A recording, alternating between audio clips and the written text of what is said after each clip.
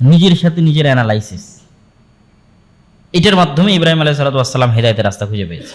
নিজেই নিজে চিন্তা করতে থাকা এবং ওনার এক্সট্রা অর্ডিনারি বুদ্ধি, চিন্তা শক্তি, থিঙ্কিং পাওয়ার, এগুলো জন্মগতই ছিল। ফলত কোনো জিনিসকে উনি সহজে অ্যাকসেপ্ট করতেন না, প্রত্যেকটাই প্রশ্ন করতেন এবং নিজে নিজেই প্রশ্ন করতে করতে উনি হেদায়েতের সন্ধান পেয়েছে, যার লম্বা বর্ণনা আল্লাহ সুবহানাহু ওয়া তাআলা কোরআন মাজিদে দিয়েছেন। যে ইব্রাহিম আলাইহিস সালাতু ওয়াস সালাম যখন সূর্যকে দেখলেন তখন তিনি মনে করলেন যে এটিই হয়তো সবচেয়ে বড় বা সবচেয়ে শক্তিশালী কিছু। তারপরে যখন তিনি চন্দ্রকে দেখলেন, তারকাকে দেখলেন, এইভাবে ধারাবাহিক আল্লাহ সুবহানাহু ওয়া তাআলা কোরআন মাজিদে তুলে ধরেছেন। ফালাম্মা জান্না আলাইহিল লাইলু রাআ কাওকাবান ক্বালা হাযা রাব্বি ফালাম্মা আফালা ক্বালা লা উহিব্বুল আফিলিন ফালাম্মা রাআল কামারা বাযিগান ক্বালা হাযা রাব্বি। প্রথমে তারকা, তারপরে চাঁদ, তারপরে সূর্য, প্রত্যেকটা নিয়ে উনি বিশ্লেষণ করেছে, চিন্তা করেছে। চিন্তা করার পর উনি যে রেজাল্টে পৌঁছেছে সেই রেজাল্ট হচ্ছে যে এই সবগুলোকে কোনো অদৃশ্য শক্তি কন্ট্রোল করতেছে, যে হচ্ছে চিফ কন্ট্রোলার। যে অদৃশ্য শক্তি এই সবগুলোকে কন্ট্রোল করতেছে তিনি হচ্ছেন ইবাদতের যোগ্য, এরা ইবাদতের যোগ্য নয়। এদের পরিবর্তন, উত্থান পতন এবং পৃথিবীরও প্রত্যেকটা জিনিসেরই পরিবর্তন, উত্থান পতন, জীবন মৃত্যু ইত্যাদি প্রমাণ করে যে এরা সেলফ সাস্টেইন, নিজে নিজে টিকে থাকতে পারবে এরকম নয়। তাহলে যিনি সেলফ সাস্টেইন, নিজেই টিকে থাকেন এবং বাকি সব কিছুকে কন্ট্রোল করেন, তিনি অন্য কেউ। এই যে অ্যানালাইসিসের মাধ্যমে তিনি পৌঁছলেন এবং একটা পর্যায়ে গিয়ে তিনি আল্লাহ সুবহানাহু ওয়া তাআলার প্রতি তার বিশ্বাস এবং আস্থা মজবুত হলো। কোরআনের আয়াতে ভাবে বলা আছে, ইন্নী বারিউম মিম্মা তুশরিকুন ইন্নী ওয়াজ্জাহতু ওয়াজহিয়া লিল্লাযী ফাতারাস সামাওয়াতি ওয়াল আরদা হানিফা ওয়া মা আনা মিনাল মুশরিকিন। আমি ইব্রাহিম আমার নাফস এবং আমার আত্মাকে ওই সত্তার দিকে নিবন্ধিত করতেছি যিনি মূলত আসমান, জমিন, সূর্য, নক্ষত্র সবকিছু সৃষ্টি করেছেন। ওয়া মা আনা মিনাল মুশরিকিন, আর আমি মুশরিক হতে চাই না। তো যখন ইব্রাহিম এইভাবে অ্যানালাইসিসের মাধ্যমে আল্লাহ সুবহানাহু ওয়া তাআলার অস্তিত্ব খুঁজে পেলেন, তখন আল্লাহ সুবহানাহু ওয়া তাআলা তার কাছে ওহী করাও শুরু করলেন, ওহী প্রেরণা শুরু করলেন এবং আল্লাহ তাকে আদেশ দিলেন, আসলিম, আত্মসমর্পণ করো। তুমি যেই সত্তার সাথে পরিচিত হয়েছ সেই সত্তার প্রতি আত্মসমর্পণ করো। তখন ইব্রাহিম বলে, আসলামতু লিরাব্বিল আলামিন, আমি রব্বুল আলামিনের সামনে আত্মসমর্পণ করলাম। আমার নিজের সিদ্ধান্ত আর চলবে না, এখন থেকে রব্বুল আলামিন যা বলবে সেটাই সিদ্ধান্ত। তো রব্বুল আলামিনের মেসেজ কিভাবে আসে? যারা সত্যবাদী, যাদের কলবে সালিম, যাদের হৃদয় খুব স্বচ্ছ, এদের স্বপ্নও সত্য। আজকের যুগেও রাসূল সাল্লাল্লাহু আলাইহি ওয়াসাল্লাম বলেছেন, নবুয়তের সব দরজা বন্ধ হয়ে গেছে, সত্য স্বপ্নের দরজা বন্ধ হয়নি। কিয়ামত পর্যন্ত সত্য স্বপ্ন অব্যাহত থাকবে। সত্য স্বপ্ন ওহীর একটা পার্ট। তো কে সত্য স্বপ্ন দেখবে? যার হৃদয় স্বচ্ছ, যার হৃদয় শতভাগ সত্যবাদী, যার হৃদয় শতভাগ পরিষ্কার, না মানুষের সাথে ষড়যন্ত্র, না মানুষের সাথে ধোঁকাবাজি, না মানুষের সাথে গালাগালি, খারাপ আচরণ, এগুলো না। স্বচ্ছ পরিষ্কার হৃদয় এবং পূর্ণ সত্যবাদী, এই সত্য স্বপ্ন দেখবে। সত্য স্বপ্ন আল্লাহর ওহী। তো ইব্রাহিম আলাইহিস সালাতু ওয়াস সালামের নিকটে ওহী আসতে থাকলো সত্য স্বপ্নের মাধ্যমে এবং জিবরাইল আলাইহিস সালাতু ওয়াস সালামের মাধ্যমে। আর ইব্রাহিম আলাইহিস সালাতু ওয়াস সালাম এই দাওয়াত পৌঁছে দেওয়ার জন্য কয়েকটা ঘটনা কোরআন মাজিদে উল্লেখ আছে। দাওয়াত পৌঁছানোর স্ট্র্যাটেজি একটা আছে বাপের সাথে, একটা আছে মূর্তি ভাঙ্গা, একটা আছে নমরুদের সাথে তর্ক বিতর্ক।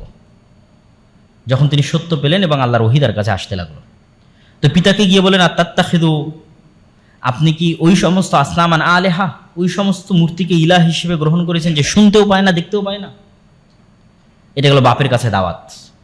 তো বাপ বললেন যে তুমি যদি এই দাওয়াত অব্যাহত রাখো তোমাকে কিন্তু আমি এলাকা থেকে বের করে দেব। তো ইব্রাহিম বললেন, ঠিক আছে, আমি এলাকা থেকে বের হয়ে যাব, তবে আমি আল্লাহর কাছে আপনার জন্য ক্ষমা চাইব। একদিকে বাপের কাছে দাওয়াত চলতেছে, আর একদিকে জনসমাজের কাছে দাওয়াত তুলে ধরার জন্য তিনি একটা ফেস্টিভ্যাল তথা আয়োজনের অপেক্ষা করছিলেন, মেলা, আনন্দ উৎসব। যে আনন্দ উৎসবে মানুষ মূর্তি তৈরি করে বের হয়ে গেল। আর ইব্রাহিম আলাইহিস সালাতু ওয়াস সালাম সকল মূর্তি ভেঙে বড় মূর্তির কাঁধে কুড়াল রেখে দিলেন এবং যখন মানুষজন ফেরত আসলো তখন তারা পরস্পর আলাপ আলোচনা করতে লাগলো যে কে এই ঘটনা ঘটাতে পারে। তো যেহেতু ইব্রাহিম আলাইহিস সালাম আগে থেকেই মূর্তি পূজার প্রতি অনাস্থা জ্ঞাপন করে রেখেছে আর উনি অসুস্থতার অজুহাতে মেলায় যাননি, ফলত সবার সন্দেহ হলো সেই হতে পারে। ইব্রাহিম আলাইহিস সালাম বললেন যে তোমরা যে বড় আছে, ফাস আল কাবিরহুম হাজা, যে বড় আছে একে জিজ্ঞেস করো, ইনকানু ইয়ান্তিকুন, যদি কথা বলতে পারে। তো এটাই মূলত দেওয়ার ছিল শিক্ষা। তো তারা বললো যে এই তো কথা বলতে পারে না। তখন উনি পয়েন্ট ধরলেন, যেহেতু ওই সময়ে মানুষ তাওহীদের সাথে পরিচিতই ছিল না, এই জন্য এইরকম ছোট্ট ছোট্ট ঘটনা দিয়ে ওনাকে মানুষকে হেদায়েতের দিকে নিয়ে আসতে হয়েছে। তখন পয়েন্ট ধরলেন যে কথা বলতে পারে না, তার কিভাবে তোমরা ইবাদত করো। এই হলো শিক্ষা। কিন্তু যখন মানুষ অন্ধ থাকে তখন আসলে মানুষ সত্য গ্রহণ করতে পারে না। তাকে যখন রাজ দরবারে পেশ করা হলো, এবার রাজ দরবারে বাদশার সাথে তর্ক বিতর্ক, যে তুমি কোন রবের ইবাদত করো। তো আমি রব্বুল আলমিনের ইবাদত করি, যিনি ইহয়ি ওয়া ইউমীত, ইব্রাহিম ইসলাম বলছেন, যিনি জীবন দেন এবং মৃত্যু দেন। তো এটা আবার কোন বড় কথা হলো, জীবন আর মৃত্যু তো আমিও দিতে পারি। নিরপরাধ মানুষকে হত্যা করলো আর ফাঁসির দণ্ডপ্রাপ্ত মানুষকে মুক্তি দিয়ে দিল, বলে এই দেখো জীবিত মানুষকে মৃত্যু দিলাম, আর এই মৃত যার ফাঁসি হতো একে মুক্ত করে দিলাম। তখন ইব্রাহিম আলাইহিস সালাম আর এইটার কোনো যুক্তি না দিয়ে উনি বললেন, ঠিক আছে, তুমি যেহেতু জীবিতকে মৃত করতে পারো, মৃতকে জীবিত করতে পারো, তাহলে আর একটা কাজ করে দেখাও যেটা আমার রব করেন। সেটা হচ্ছে উনি প্রতিদিন সূর্যকে একদিক থেকে উঠান এবং আর একদিকে ডুবান, পূর্ব দিকে উঠে পশ্চিম দিকে ডুবে। তো যেহেতু তুমি রব, তাহলে তুমি আজকে করো সূর্যকে অন্য দিক থেকে উঠাও। ফাবুহিতাল্লাযী কাফার। এবং এটা এমন একটা চ্যালেঞ্জ, যেই চ্যালেঞ্জ আজ পর্যন্ত অব্যাহত, যে কেউই বিজ্ঞান বলেন, সায়েন্স বলেন, টেকনোলজি বলেন, সর্বোচ্চ স্তরেও যদি পৌঁছে যায়, হ্যাক করতে পারবে কিনা আসমানি নিজামকে। যেমন আমাদের সাইবার সিকিউরিটির মধ্যে আমার মোবাইলকে হ্যাক করে আরেকজন নিয়ে চলে যাবে, আমার সব তথ্য পাচার হয়ে যাবে, আমার মোবাইল আরেক জায়গায় বসে চালাবে। ঠিক আছে, রোবটের কন্ট্রোল বলেন, এআই এর কন্ট্রোল বলেন, সব কিছু হ্যাক করা যায়। তো তোমরা আসমানি নিজামকে হ্যাক করো, তোমাদের সায়েন্স এবং টেকনোলজি যত সর্বোচ্চ স্তরে পৌঁছে, এই চ্যালেঞ্জ এখনো অব্যাহত, যে আসমানের যে নিজাম, এই নিজামকে তোমরা হ্যাক করো। হ্যাক করে সূর্য এবং চন্দ্র যেভাবে চলতেছে এদের চলার পথকে চেঞ্জ করে দাও, যদি সম্ভব হয়। যদি না পারো তাহলে এই চলাকে যিনি নিয়ন্ত্রণ করতেছে তাকেই মেনে নিতে হবে। এগুলোই হচ্ছে ইব্রাহিম আলাইহিসসালাতু ওয়াসসালামের দাওয়াতের স্ট্র্যাটেজি এবং থিওরি। যখন পিতার সাথে শত্রুতা, জনগণের সাথে শত্রুতা, বাদশার সাথে শত্রুতা, একটার পর আরেকটা ঘুরতে থেকেছে। উনি সত্য পেয়েছে, প্রথমে পিতাকে দাওয়াত দিয়েছে, জনগণকে দাওয়াত দিয়েছে, ওখান থেকে বাদশার কাছে গেছে। সবাই যখন শত্রু হয়ে গেছে তখন ওনার আর বাঁচার কোনো রাস্তা নেই। তখন সেই ঐতিহাসিক ঘটনা যেটা সবাই জানি আমরা, যে বাদশাহ বলল অনসুরু আলিহাতাকুম, এ তোমাদের ইলাহের শত্রু, তোমাদের রবের শত্রু, একে ধ্বংস করতে হবে, আগুন জ্বালাও। এবং আগুন প্রজ্বলিত করে ইব্রাহিম আলাইহিসসালাতু ওয়াসসালামকে সেখানে নিক্ষেপ করা হলো। আল্লাহ বললেন, কুলনা ইয়া নারু কুনি বারদাম ওয়া সালামান আলা ইব্রাহিম। আল্লাহ আগুনকে বললেন, তুমি আজকে ইব্রাহিমের জন্য ঠান্ডা শীতল হয়ে যাও। এবং ইব্রাহিম আলাইহিসসালাতু ওয়াসসালাম যখন আগুন শেষ হয়ে যাওয়ার পর বের হয়ে আসতেছেন তখন অক্ষত, এবং অক্ষত অবস্থায় যখন বের হয়ে আসতেছেন তখন বাদশাহ বুঝলো যে তাকে যেহেতু হত্যা করা সম্ভব হচ্ছে না, সেহেতু তাকে দেশ ছাড়া করাই সবচেয়ে সহজ উপায়। আর আল্লাহর পক্ষ থেকেও ইব্রাহিম আলাইহিসসালাতু ওয়াসসালাম হয়তো হিজরতের জন্য অনুমতি প্রাপ্ত ছিলেন। সকল নবী এবং দায়ীর জীবনে হিজরত একটা পার্ট। তো ইব্রাহিম আলাইহিসসালাতু ওয়াসসালাম হিজরত করলেন ইরাক থেকে ফিলিস্তিন, শাম, সিরিয়া। আজকের ফিলিস্তিন এবং আজকের সিরিয়া এক নামেই পরিচিত, সেই নামটা হচ্ছে শাম। শামে হিজরত করলেন, ফিলিস্তিনে হিজরত করলেন। এই জন্য মুহাম্মদ সাল্লাল্লাহু আলাইহি ওয়াসাল্লাম বলেছেন, কিয়ামতের পূর্ব মুহূর্তে হক থাকবে কোথায়? যেখানে আমার পিতা ইব্রাহিম হিজরত করে গেছিলেন। এক জায়গায় মুহাম্মদ সাল্লাল্লাহু আলাইহি ওয়াসাল্লাম হিজরত করে গেছে, সেটা হচ্ছে মদিনায়, ওখানে কিয়ামত পর্যন্ত হক থাকবে। আর এক জায়গায় মুহাম্মদ সাল্লাল্লাহু আলাইহি ওয়াসাল্লামের পিতা ইব্রাহিম আলাইহিস সালাম হিজরত করেছেন শাম, ওখানে কিয়ামত পর্যন্ত হক থাকবে এবং হকের অনুসারীরা থাকবে, আজও আছে। তো ইব্রাহিম আলাইহিসসালাতু ওয়াসসালাম যখন শামে গেলেন, কখন কোথায় কিভাবে বিবাহ হলো তার বিস্তারিত বর্ণনা কোরআন এবং হাদিসের মধ্যে পাওয়া যায় না। সরাসরি স্ত্রীর সাথে ঘটনা শুরু। তো বিবাহ যখন বাপের সাথে ছিলেন তখনও হয়ে থাকতে পারে, যখন ফিলিস্তিনে আসছেন তখনও হতে পারে। সারা আলাইহা সালাতু ওয়াসসালাম হচ্ছেন ইব্রাহিম আলাইহিসসালাতু ওয়াসসালামের প্রথম স্ত্রী। আর মিশর আর এই ফিলিস্তিনের কানেকশন হচ্ছে ঐতিহাসিক, 5000 বছরেরও পুরাতন কানেকশন। এই রাস্তা, এই পথ, ওই একই পথ যে পথে ইব্রাহিম আলাইহিস সালাম এখন চলতেছে, ওই সেম পথে মুসা আলাইহিস সালাম পালিয়ে গেছিলেন। আবার একবার পালিয়ে গেছিলেন ফেরাউনের ভয়ে জীবন বাঁচাতে, আর একবার পালিয়ে গেছিলেন দলবল বানু ইসরাইল সহ শাম বা ফিলিস্তিন আশ্রয় নিতে। ওই একই পথে এখন ফিলিস্তিন এবং গাজার মানুষ ত্রাণ নেওয়ার জন্য মিশরে যায়, একই রাস্তা। ওই একই রাস্তায় ইব্রাহিম আলাইহিসসালাতু ওয়াসসালাম হয়তো ফিলিস্তিনে কোনো দুর্ভিক্ষের কারণে খাদ্য সংগ্রহের আশায় মিশর যাচ্ছিলেন, যেই ঘটনা সহিহ বুখারীতে এসেছে যে জালেম বাদশাহ নারীদের প্রতি তার ছিল লোলুপ দৃষ্টি, আর বুখারীর ইবারত অনুযায়ী সারা আলাইহিস সালাতু ওয়াস সালাম ছিলেন তৎকালীন বিশ্বের সবচেয়ে সুন্দরী নারী। কিছু কিছু মুফাসসির লিখেছেন হাওয়া আলাইহিস সালাতু ওয়াস সালামের পরে কিয়ামত পর্যন্ত এত সুন্দরী নারী আর আসেনি অথবা আসবে না, সারা আলাইহিস সালাতু ওয়াস সালাম যত সুন্দর ছিলেন। তো যখন জালেম বাদশার দৃষ্টি তার দিকে পড়লো, লম্বা ঘটনা, তিনি জালেম বাদশার কাছে গেলেন, তার কাছে সময় চাইলেন সালাত এবং অজুতে দাঁড়ালেন, অজু করে সালাতে দাঁড়ালেন এবং আল্লাহর কাছে বললেন, হে আল্লাহ, আমি যদি আপনার প্রতি এবং আপনার নবী ইব্রাহিমের প্রতি ঈমান আনয়ন করে থাকি, ও আহসান তুফারজি, আর আমার লজ্জা স্থানের হেফাজত করে থাকি, ফালা তুসাল্লিত আলাইয়াল কাফের, তাহলে আজকে এই কাফেরকে আমার উপর চাপিয়ে দিয়েন না, আমার উপর বিজয় করিয়েন না। তো সাথে সাথেই সে প্যারালাইজড অবস্থায় পড়ে গেল এবং হাত পা মাটিতে আঘাত করতে লাগলো, ছটপট করতে লাগলো এবং সারাকে বলতে লাগলো, তুমি আমাকে বাঁচাও। এবং সারা আলাইহিস সালাতু ওয়াস সালামও বুঝলেন এই যদি মারা যায় তাহলে জনগণ মনে করবে আমি হত্যা করেছি। তখন তিনি আবার আল্লাহর কাছে দোয়া করলেন। তো পরপর এই ঘটনা 3 বার ঘটছে, তথা সে তার খারাপ কাজের দিকে এগিয়ে যাচ্ছে, সারা আলাইহিস সালাম দোয়া করছেন, সে উল্টে পড়ে যাচ্ছে, আবার সে অনুনয় বিনয় করে কান্নাকাটি করে চাচ্ছে আমাকে বাঁচাও, সারা আলাইহিস সালাম আবার আল্লাহর কাছে দোয়া করছেন, আবার সে সুস্থ হয়ে যাচ্ছে, আবার সে এগিয়ে যাচ্ছে সারা আলাইহিস সালামের দিকে। তো ঘটনা এরকম 3 বার। তো এখানে যেটা বোঝা যায় যে সারার সাথে আল্লাহ সুবহানাহু ওয়া তাআলার যে কানেকশন, এটা এতটা ডাইরেক্ট কানেকশন যে উনি মুখ দিয়ে যখন যেটা উচ্চারণ করতেছেন সাথে সাথে ওটা বাস্তবায়ন হয়ে যাচ্ছে। আল্লাহ সুবহানাহু ওয়া তাআলার কিছু কিছু বান্দা এই স্তরে পৌঁছে যায়, যেই স্তরে পৌঁছে গেলে তার মুখ দিয়ে যেটা উচ্চারিত হয় ওটা বাস্তবায়ন করা আল্লাহর জন্য লাজিম হয়ে যায়। আল্লাহ সুবহানাহু ওয়া তাআলা ওটা করা তার নিজের জন্য আত্মসম্মানের মাধ্যম মনে করেন, যে আমার এই বান্দা এটা বলেছে, এটা না করা মানে আল্লাহ সুবহানাহু ওয়া তাআলার আত্মসম্মানে আঘাত লাগা। এইরকম নিকটতর স্থানে আল্লাহ সুবহানাহু ওয়া তাআলার পৌঁছে যায় দুনিয়ার কিছু মানুষ, ওই রকম তিনিও একজন। তো বাদশাহ যখন বুঝলো যে না, এনার আমি কোনো ক্ষতি করতে পারবো না, তখন সে তার কাছে যে সমস্ত মহিলারা ছিল তাদের মধ্যে সবচেয়ে ভালো, সবচেয়ে উন্নত বংশের, সবচেয়ে অভিজাত বংশের, হয়তো কোনো যুদ্ধের সময় বন্দী অবস্থায় তার কাছে ছিল, হাদিয়া হিসেবে হাজরা আলাইহিস সালাতু ওয়াস সালামকে সারা আলাইহিস সালাতু ওয়াস সালামের সাথে দিলেন, ইব্রাহিমের সাথে। আর যেহেতু সারার গর্ভে কোনো সন্তান ইব্রাহিমের ছিল না, সেহেতু সারার সম্মতিতে ইব্রাহিম আলাইহিস সালাতু ওয়াস সালাম দ্বিতীয় বিবাহ করলেন হাজরা আলাইহিস সালাতু ওয়াস সালামকে সন্তানের আশায়।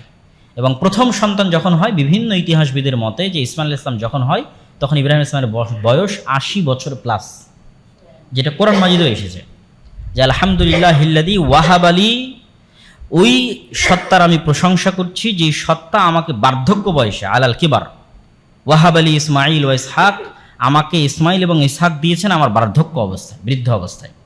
তো প্রথমে ইসমাইল, তো যে স্ত্রীর সন্তান হয় তার প্রতি স্বাভাবিকভাবে স্বামীর ভালোবাসা এবং আগ্রহ বাড়ে, সন্তানের প্রতি আদর এবং যত্ন এবং স্নেহ বাড়ে। তো এবং মেয়েদের স্বভাবজাত স্বভাব হচ্ছে তারা একটু হলেও স্বামীর যে ভালোবাসা, এই ভালোবাসা যখন ভাগ হয় তখন ঈর্ষান্বিত হয়, এটা স্বাভাবিক, জন্মগত। রাসূল সাল্লাল্লাহু আলাইহি ওয়াসাল্লামের স্ত্রীরাও হয়েছে। তো এইটার সমাধান কল্পে আল্লাহর আদেশে, এবং এটার পিছনে আল্লাহর হিকমা ছিল, আল্লাহর আদেশে ইব্রাহিম আলাইহিস সালাতু ওয়াস সালাম হাজেরাকে এবং তার সন্তান ইসমাইলকে রেখে আসলেন 1200 কিলোমিটার, তথা প্রায় 1 থেকে 1,500 কিলোমিটারের দূরত্বের পথ মক্কা। লোকেশন আল্লাহ সুবহানাহু ওয়া তাআলা সেট করে দিয়েছেন, ওইটাই আল্লাহর হিকমা, যে ইব্রাহিমের এক সন্তান আবাদ করবে মসজিদে আকসা, আর ইব্রাহিমের আরেক সন্তান আবাদ করবে বাইতুল্লাহ কাবা, আর কিয়ামত পর্যন্ত যত নবী আসবে এই 2 সন্তানের বংশে আসবে। এইটাই আল্লাহর পূর্ব নির্ধারিত সিদ্ধান্ত ছিল, কিন্তু সেটাই তিনি ঘটাচ্ছেন এত কিছুর মধ্যে দিয়ে, এত উত্থান পতনের মধ্যে দিয়ে সেটা ঘটতেছে। তো ইসমাইল এবং হাজেরা আলাইহিস সালাতু ওয়াস সালামকে যখন মক্কায় 1200 কিলোমিটার দূরে রেখে আসতেছেন, তখন সহিহ বুখারীর ইবারতে ইব্রাহিম আলাইহিস সালাতু ওয়াস সালাম ফেরত আসতেছেন এবং হাজেরা আলাইহিস সালাতু ওয়াস সালাম তাকে বারবার জিজ্ঞেস করছেন, আইনা তাযহাব আনতা ইব্রাহিম, আপনি কোথায় যাচ্ছেন হে ইব্রাহিম? তখন তিনি কোনো উত্তর দিচ্ছেন না। যখন উত্তর দিচ্ছেন না তখন তিনি বাধ্য হয়ে বললেন, আল্লাহ আমারাক, আল্লাহ কি আপনাকে আদেশ দিয়েছে? তখন ইব্রাহিম আলাইহিস সালাম বললেন, হ্যাঁ, আল্লাহ আমাকে আদেশ দিয়েছে। তখন হাজেরা বললেন, ফালা ইউদাইয়ানা আল্লাহ আবাদা, যদি আল্লাহর আদেশ হয় তাহলে আমাদের হেফাজতের জিম্মেদারির দায়িত্ব আল্লাহর, তাহলে আমাদেরকে আর ধ্বংস এবং ক্ষতি কি ভারতের মধ্যে আছে, লাইসা ফিহি ইনসুন ওয়ালা শাই, এই উপত্যকায় মানুষ তো নাই ওয়ালা শাই, কিছুই নাই, পশু পাখি, জীব জন্তু, জানোয়ার, গাছপালা কিচ্ছু নেই। অন্তত বাংলাদেশের মতো কোথাও রেখে গেলে গাছপালা থাকতো, গাছপালা থাকলে জঙ্গল থাকতো, জঙ্গল থাকলে পশু প্রাণী থাকতো। কিন্তু এটা তো রাখা হচ্ছে ধুধু মরুভূমির মধ্যে, হাজার হাজার কিলোমিটার আশেপাশে মরুভূমি। তাহলে মরুভূমিতে গাছপালা হয় না। যেহেতু মরুভূমিতে গাছপালা নাই এবং জনবসতি নাই, সেহেতু পশু প্রাণীও নাই। তো লাইসা ফিহি ইনসুন ওয়ালা শাই, মানুষও নাই, কিছুই নাই, এমন উপত্যকা রেখে যাচ্ছেন। এবং একই কথা কোরআনে ইব্রাহিম আলাইহিসসালাতু ওয়াসসালাম যখন হাজেরাকে রেখে আড়াল হলেন পাহাড়ের, তখন তিনি যখন আল্লাহর কাছে দোয়া করতেছেন, তখনও ওই জায়গায় আছে আল্লাহুম্মা ইন্নী আসকানতু মিন যুররিয়াতি বিওয়াদিন গায়রা জি যারইন ইনদা বাইতিকাল মুহাররাম। হে আল্লাহ, আমি এমন উপত্যকায় আমার স্ত্রী সন্তানকে রেখে যাচ্ছি, গায়রা জি যারইন, যেখানে একটা গাছপালাও নাই। এটা কোরআনের আয়াত। এমন উপত্যকায় রেখে যাচ্ছে। এবং সেখানে ইব্রাহিম আলাইহিসসালাতু ওয়াসসালাম যখন তার সন্তানদেরকে সেখানে রেখে যান, তখন তিনি যে দোয়া করেছেন, এই দোয়ার ধারাবাহিকতা যেটা বললাম যে হে আল্লাহ, আমি আমার সন্তানদেরকে এমন উপত্যকায় রেখে যাচ্ছি যেখানে কোনো গাছপালা নাই। কেন? রব্বানা লিয়ুকিমুস-সালাহ, হে আল্লাহ, তারা যেন এখানে সালাত কায়েম করতে পারে। ইব্রাহিম আলাইহিস সালামের দোয়াগুলোর মধ্যে সালাতকে খুব কানেক্টেড পাবেন। সালাত খুব ইম্পর্টেন্ট একটা কাজ, মানুষের জীবনের সবচেয়ে জরুরি কাজ। যে আল্লাহ, আমি এদেরকে রেখে যাচ্ছি যেন এরা এখানে সালাত আদায় করতে পারে। ফাজআল আফইদাতাম মিনান নাস তাহবি ইলাইহিম, হে আল্লাহ, দুনিয়ার মানুষের অন্তরকে এই শহরের দিকে করে দেন। কেন? এখানে তো কেউ নাই, মানুষজন না আসলে আর বসবাস করবে কীভাবে? ওয়ারযুকহুম মিনাস সামারাত, হে আল্লাহ, এদের ফলমূল থেকে খাবারের ব্যবস্থা করে দেন। রব্বানা ইন্নাকা তা'লামু মা নুখফি ওয়া মা নু'লিনু ওয়া মা ইয়াখফা আলাইকা মিন শাইইন ফিল আরদি ওয়া ফিস সামা। আলহামদুলিল্লাহি রাব্বিল আলামিন। রব্বি জাআলনি মুকিমাস-সালাতি ওয়া মিন যুররিয়াতি, হে আল্লাহ, আপনি আমাকে এবং আমার পরবর্তী বংশধরকে সালাত আদায়কারী বানান। রব্বানা ওয়া তাকাব্বাল দুআ, হে আল্লাহ, আপনি আমার দোয়াকে কবুল করেন। এগুলো ছিল ইব্রাহিম ইসলামের দোয়া যখন তিনি ইসমাইল ইসলামকে এবং হাজেরাকে রেখে যাচ্ছেন। আর সহিহ বুখারীর বর্ণনায় যেহেতু হালকা হয়তো কিছু খেজুর, হালকা হয়তো পানি ছিল, যেটা শেষ হয়ে গেল। এবং যে ঘটনা আমরা সবাই জানি যে লম্বা কষ্ট, দুঃখ, পানির জন্য দৌড়াদৌড়ি সাফা এবং মারওয়ায় উনি কয়েকবার করে উঠলেন এবং নিকটবর্তী কাউকে দেখা যায় কিনা, মানুষজনের কোনো সাহায্য পাওয়া যায় কিনা, এটার চেষ্টা করতে থাকলেন। ওই জায়গায় আল্লাহ সুবহানাহু ওয়া তাআলা বলেছেন, ইন্নাস সাফা ওয়াল মারওয়াতা মিন শাআইরিল্লাহ, আল্লাহ হচ্ছে এই সাফা এবং মারওয়া পাহাড়কে কিয়ামত পর্যন্ত নিদর্শন বানিয়ে দিয়েছেন। তাহলে একজন সাধারণ মহিলা নির্জন মরুভূমিতে একটা স্বাভাবিক কাজ করতেছে, ইবাদতের উদ্দেশ্যে করতেছে না, কিন্তু তার সন্তানের পানি অনুসন্ধানের জন্য স্বাভাবিক একটা কাজ করতেছে। সেটা হচ্ছে আমি থাকলেও করতাম, আপনি থাকলেও করতেন, সেটা হচ্ছে দৌড়াদৌড়ি। কিন্তু তাদের এই আল্লাহর প্রতি তাওয়াক্কুল এবং আল্লাহর প্রতি ভরসা এবং ইখলাস, এই চেষ্টা, এই পরিশ্রমকে আল্লাহ সুবহানাহু ওয়া তাআলা কিয়ামত পর্যন্ত ইবাদত বানিয়ে দিলেন। যেখানে পৃথিবীর সর্বশ্রেষ্ঠ মানুষ মুহাম্মদ সাল্লাল্লাহু আলাইহি ওয়াসাল্লাম পর্যন্ত ইবাদত হিসেবে সাফা মারওয়ায় দৌড়িয়েছেন। এবং হজের সময় লাখ লাখ মানুষ দৌড়াবে এবং গত হাজার হাজার বছর থেকে মানুষ দৌড়াচ্ছে। এবং আল্লাহ বললেন যে আমি সাফা এবং মারওয়াকে নিদর্শন বানিয়ে দিয়েছি। তাহলে তাদের অন্তরের ইখলাস এবং তাওয়াক্কুল আল্লাহর কাছে কত প্রিয় ছিল এবং কত পবিত্র ছিল, এবং তাদের ঈমান কোন লেভেলের ছিল। তো মানুষ মনে করে যে ইসমাঈল আলাইহিস সালামের পায়ের আওয়াজে, যদিও হাদিসের বর্ণনায় জিবরাইল আলাইহিস সালামের পা অথবা পাখা এটির আঘাতের শব্দ পাওয়া গেল এবং মাটির নিচ থেকে পানি বের হতে লাগলো। এবং এটাও এখন পর্যন্ত মুজিজা হিসেবে অক্ষত এবং অবিকৃত আছে, যে কোনো জায়গার, আমাদের বাংলাদেশের মতো এত বৃষ্টি স্নাত, এত নদীমাতৃক দেশেরও পানির স্তর নিচে নেমে যায়। আপনি রাজশাহীর উত্তর অঞ্চলের অনেক উপজেলায় এখন পানি পাবেন না, কয়েকশো মিটার নিচ পর্যন্ত ডিপ মেশিন পোতার পরও পানি পাবেন না। তো সেখানে যুগ যুগ ধরে একটা মরুভূমিতে, যেখানে বৃষ্টি তেমন হয় না, আশেপাশে কোনো নদী নালা নাই, সেখানে পানি উঠতেই আছে। এবং একসাথেও অসংখ্য মোটর লাগিয়ে এই কূপ চেক করা হয়েছে যার পানি শেষ হয় কিনা। তো রাসূল সাল্লাল্লাহু আলাইহি ওয়াসাল্লাম বলেছেন, মা ও জমজম লিমা শুরিবালাহ, যে উদ্দেশ্যে জমজমের পানি পান করা হবে সেটা পূরণ হবে। আর জমজমের পানি মানুষের ক্ষুধার নিবারণ আর অসুখের আরোগ্য, অসুখের ওষুধ, ক্ষুধার খাবার। কেন? ওদের তো আর কোনো খাবারের ব্যবস্থা হয়নি। ইব্রাহিম, ইসমাইল আর হাজেরার শুধু জমজমের পানির ব্যবস্থা হয়েছে। তো এটা দিয়েই তো ওরা অন্তত 1 মাস 2 মাস 6 মাস, আরও মানুষজন যতদিন আসেনি ততদিন তো এটা দিয়ে পার করেছে। তো আরও মানুষজন আসার যে বর্ণনা সহিহ বুখারীতে এসেছে, যে যেখানে পানি থাকে ওখানে পাখি আকাশে ওড়ে। তো কোনো এক বেদুইন দল যারা ইয়ামান থেকে আসছিল, তারা পানির সন্ধানে আকাশে উড়ন্ত পাখি দেখে সেখানে যায়। তো দেখে শুধু একজন মহিলা আর তার কোলের বাচ্চা, কোলের শিশু। তো ওই ইয়ামানের যে বেদুইন দল, তারা এই রকম অলৌকিক এবং আশ্চর্যজনক ঘটনা দেখে ওই মহিলার কাছে অনুমতি চায় যে আমরা এখানে বসবাস করতে পারি কিনা। তো তখন তাদেরকে বসবাসের অনুমতি দেন সহিহ বুখারীর বর্ণনা অনুযায়ী, এবং ওই গোত্রের মেয়ের সাথে ইসমাঈল আলাইহিস সালামের বিয়ে হয়। এখান থেকে এবার বসতি শুরু মক্কার। আর ইব্রাহিম আলাইহিসসালাম ফিলিস্তিন থেকে, শাম থেকে এই মক্কায় যাতায়াত করেছেন অন্তত 4 থেকে 5 বার। একবার তো প্রথমবার গেলেন, এই যেবার স্ত্রী সন্তানকে রেখে আসলেন। দ্বিতীয়বারও গেলেন কুরবানির ঘটনা, যেটা আমরা পড়ব। তৃতীয়বার গেলেন এক স্ত্রীকে তালাক দিতে বলে আসলেন। চতুর্থবার গেলেন ওই স্ত্রীকে রেখে আসতে বলে আসলেন। পঞ্চমবার গেলেন ঘর তৈরি করতে বললেন। তো অন্তত এর মধ্যে আরও অনেকবার যেতে পারেন, অন্তত বিশুদ্ধ বর্ণনা অনুযায়ী অ্যাটলিস্ট মিনিমাম 5 বার ইব্রাহিম আলাইহিসসালাম এই 1200 কিলোমিটারের পথ পাড়ি দিয়েছেন মসজিদে আকসা টু কাবাঘর, ইসহাক টু ইসমাইল, যেখানে ইসহাক আছে আর যেখানে ইসমাইল আছে, যেখানে সারা আছে, যেখানে হাজেরা আছে। এবং ওই লম্বা ঘটনার মধ্যে আছে যেখানে ইসমাইল আলাইহিসসালামের স্ত্রীকে তালাক দিতে বলছেন, ওখানে তিনি জিজ্ঞেস করছেন কাইফা হাইয়াতুকুম, কেমন আছো তোমরা? তখন স্ত্রী উত্তরে বলেছে নাহনু ফি শিদ্দা, আমরা খুব কষ্টের মধ্যে আছি, খাবার নাই, পানি নাই। এই উত্তর ইব্রাহিম আলাইহিস সালামের পছন্দ হয়নি। তো বললেন বাড়ির মালিক বাড়িতে আসলে বলবে দরজার কপাট চৌকাট যেন পরিবর্তন করে দেয়। তো ইসমাইল আলাইহিসসালাম ইব্রাহিম আলাইহিস সালাম কোথাও গেলে যে সুগন্ধি ছড়িয়ে থাকতো, ওই সুগন্ধি থেকে উনি বুঝতে পেরেছেন যে কেউ এসেছে বাড়িতে। তো কে এই ঘটনা কি বলেছে? ওহো, উনি তো আমার পিতা, তোমাকে চলে যেতে বলেছেন। এবার দ্বিতীয়, এখানে কিন্তু পিতা পুত্রের সাক্ষাৎ হয়নি। দ্বিতীয় আরেকবার যখন ইব্রাহিম আলাইহিস সালাম আসলেন, দেখি না আবার একই প্রশ্ন করলেন যে কাইফা হাইয়াতুকুম, কেমন আছো তোমরা? তখন দ্বিতীয় স্ত্রী এবার উত্তরে বলেছে আলহামদুলিল্লাহ, ওই আল্লাহর প্রশংসা করছি, আমরা ভালো আছি সর্বাবস্থায়। এই যে আল্লাহর প্রশংসা, আসনা তাআলাল্লাহ, আল্লাহর যে প্রশংসা করেছে, এটাতে ইব্রাহিম আলাইহিস সালামের মন খুশি হয়ে গেছে।